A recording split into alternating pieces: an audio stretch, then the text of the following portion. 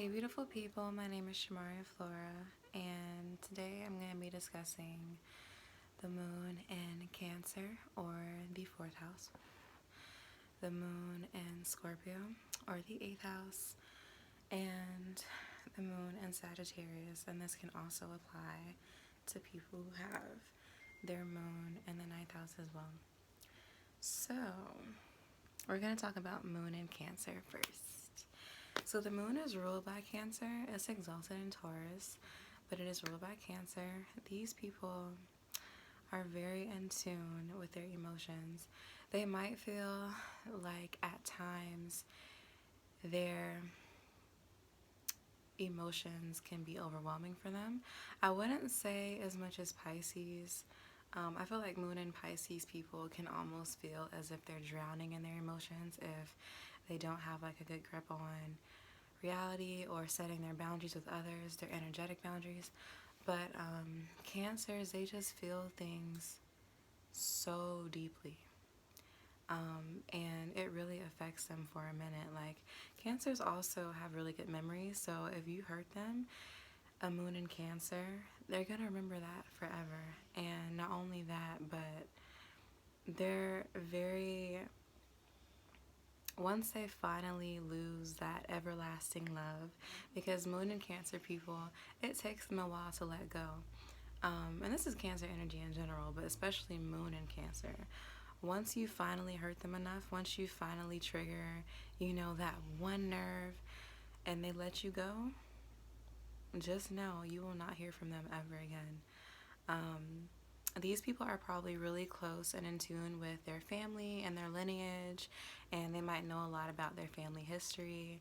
And a lot of the reason behind them working so hard and them being dedicated is always going to be for their family and their loved ones. And the Cancer women, especially, are some of the best mothers, I feel like, because not only are they in tune with their own emotions, they're going to be in tune with their children's emotions as well. And that's kind of like a natural instinct for a mother to have, is to kind of be receptive towards her children's emotions. But Cancer women, like, they are psychic. They are literally psychic when it comes to picking up on others' emotions and how they truly feel. You know what I mean? And I wanted to say this too. Moon and Cancer people can throw down in the kitchen, and even if they can't for whatever reason, they'll always know the best restaurants in the area. So that's a little bit about Cancer in the fourth house, and now we're gonna move on to the moon in Scorpio slash the eighth house, and I have my moon in the eighth house, so I'm gonna be exposing myself a little bit, but it's okay. I will say the first thing for a moon in Scorpio person is they find it very hard to be vulnerable. And even saying this, like, I'm still working on it and I have a lot more work to do. I'm only 20. I'm glad that astrology came to me and I can be aware of, my positive and negative traits. But I don't even look at it as negative. I just look at it as something that I can work on. So Scorpio energy, eighth house energy, especially when it comes to the moon being here, these people feel things so deeply, so intensely, and it's like whatever they're feeling, especially when it comes down to like pain or anger or even embarrassment, just those darker emotions, it's like it takes us a while to let things go. I actually really despise when people, randomly tell me, like, oh, just let it go when I'm feeling, upset or angry. Like, that's not really something that Scorpio moon people can do, or even eighth house moon people, because this is the investigator, this is the shaman, this is the person who meditates on things like that. So they don't mind going deep, and they don't mind diving deep into their past traumas or things that might have hurt them, and it's not bad to go deep and to really dissect, your past traumas and how you can use that information to better yourself in the future.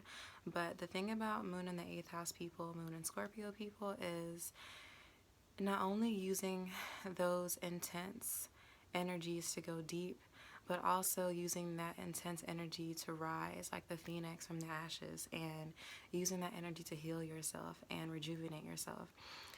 Moon and Scorpio people, we definitely can have a bit of an emotional imbalance. So meditation is going to be really important, or journaling, yoga, a healthy sex life.